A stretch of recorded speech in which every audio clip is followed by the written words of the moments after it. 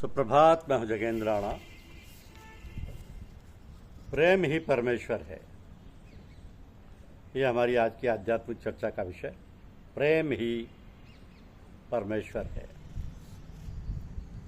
जिस प्रकार पारस के स्पर्श से लोहा सोना हो जाता है, समुद्र में बूंद गिरते ही उसमें मिल जाती है, और गंगा में कोई नदी मिलते ही वो गंगा हो जाती है, उसी प्रकार मनुष्य सावधान, उद्योगी और दक्ष पुरुष संतों की संगति करते ही मोक्ष को पा जाता है। भगवत भजन में दूसरों की निंदा करना और भक्तों के प्रति द्वेष भाव रखना महान पाप है। जो अभक्त हैं उनकी उपेक्षा करो, उनके संबंध में कुछ सोचो ही नहीं, उनसे अपना संबंध ही मत रखो। जो भगवत भक्त हैं उनकी चरण रज को अब सदा अपने सिर का आभूषण समझो, उसे अपने शरीर का सुंदर सुगंधित अंगराज समझकर सदा भक्तिपूर्वक शरीर पर मला करो। कहा है कि दीन लखत सब जगत को, दीन ही लखे न कोई। जो रहीम दीन नहीं लखे, दीन बंधु सम होय। विश्व की अगर कोई ऐसी संचालक शक्ति है जिसके अभाव में इस दुनिया के एक क्षण में टुकड़े टुकड़े हो जाते होंगे, तो वो है प्रेम। और यह प्रेम ही परमेश्वर है। विश्व को गति देने वाली एकमात्र शक्ति है प्रेम। चोर को भी सोने से प्रेम होता है, धनिक को धन से अतिशय प्रेम होता है, इसलिए उसे पाने के लिए वे क्रियारत रहते हैं, भले ही पथभ्रष्ट हो जाए। उसी प्रेम की प्रेरणा से ईसा मसीह ने मानव जाति के लिए अपना जीवन दे दिया। माँ बच्चे के लिए, पति के लिए अपना सर्वस्व निछावर करने को तत्पर रहते हैं।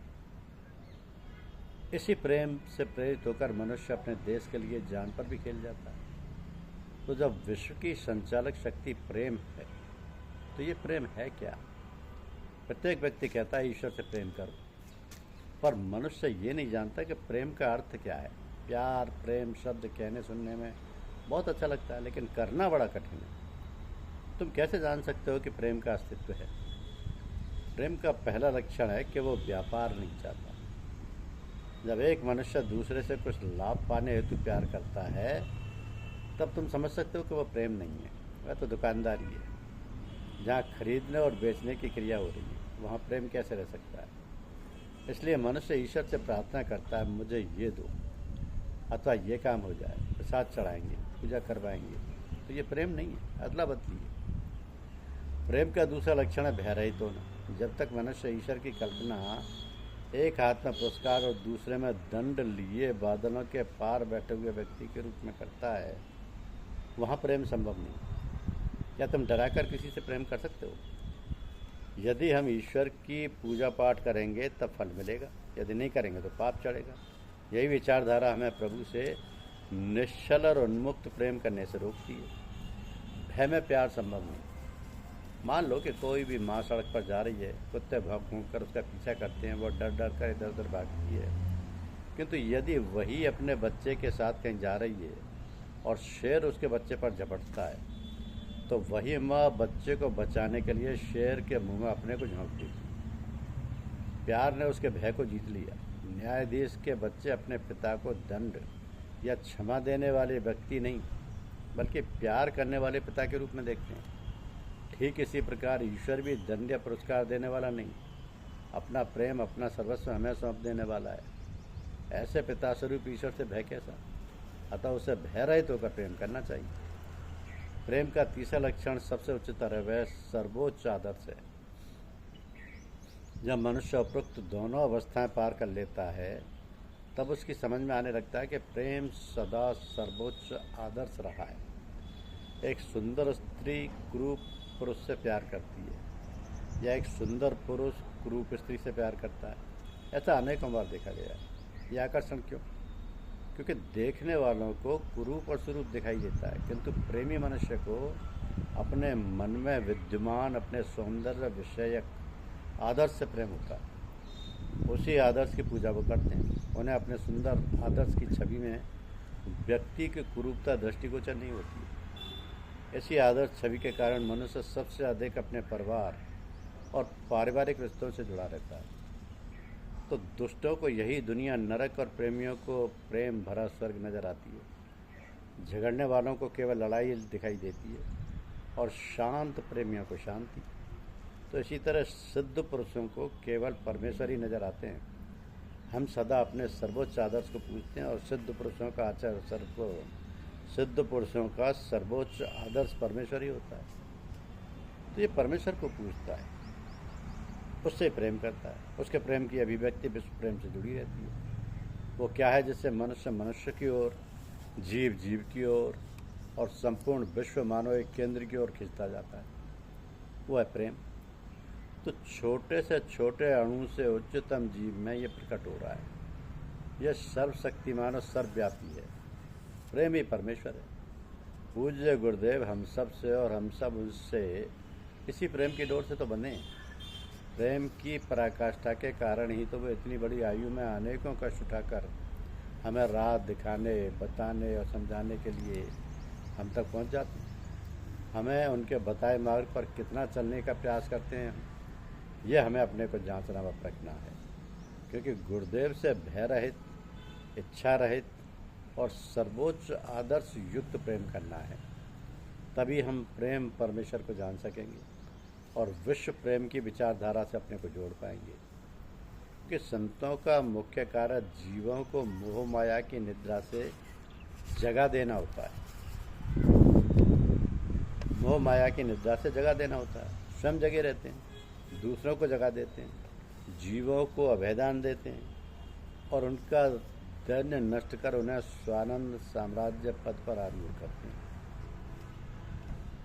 उस पद पर आरूढ़ करते हैं। संतों के उपकार माता पिता के उपकार से भी अधिक हैं।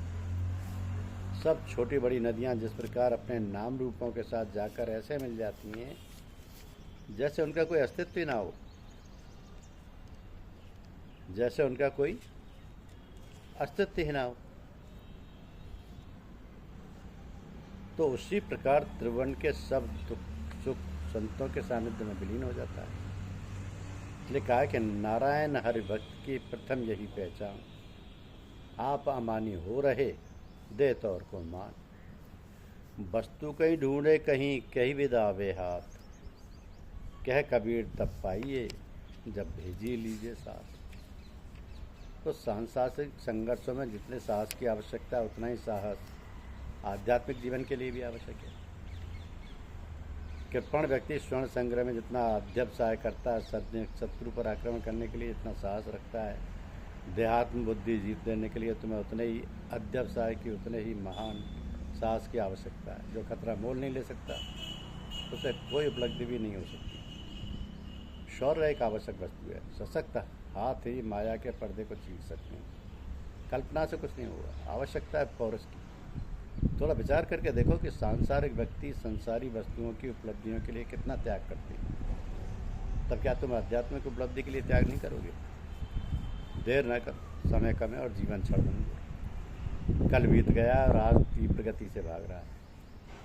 आगामी कल हाथों के पास आ गया है। त्याग के द्वारा ही तुम सब कुछ प्राप्त करते हो। त्याग के द्वारा ही तुम सब कर्तव्यों की पूर्ति करते हो। अपना जीवन देकर ही तुम शाश्वत जीवन लाभ करते हो। परंतु तुम किस जीवन का त्याग करते हो? इंद्रियासक्त जीवन और इंद्रियानुभूतिपूर्ण विचारों का ही तो तुम त्याग करते हो। इन सबसे बड़ा त्याग है अहंकार का त्याग। अहंकार की जड़ें इतनी गहरी हैं कि किसी असाध्य रोग के कारण को खोज पाने के समान कठिन है। वह हजारों प्रकार के छद्मों में अपने को छिपाता है।